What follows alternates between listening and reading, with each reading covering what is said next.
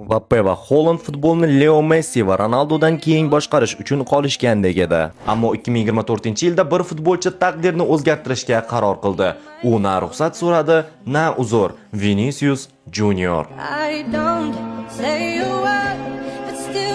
Chunki uning janglari boshqalar bilan emas, o'zi bilan o'zi edi. Ya'ni o'zi qaysi bosqichgacha yetib borishini isbotlash uchun. 2024-yilda biz yana Mister Chempionlar Ligasini oq libosda ko'rdik. Madridning 7-raqamli futbolchisi sehrli kechalarga bosh qahramon bo'ldi. O'sha paytda Vinicius Junior oltin to'p darajasida o'ynardi. Bilaman, hozir o'sha Vinidan deyarli asar ham qolmagandek, go'yo kurash ishtiyoqi so'ngandek, tinim bilmaydigan iste'dod go'yoki charchagandek. Ammo tarix o'zi gapiradi. U kelib dunyo tartibini o'zgartirdi va boshqaruvni o'z qo'liga oldi. G'azabini yo'qotish o'rniga uni kuchga aylantirdi va barcha taxminlarga qarshi, ayniqsa uni yomon ko'rganlar uchun u dunyoning eng yaxshi futbolchisiga aylandi.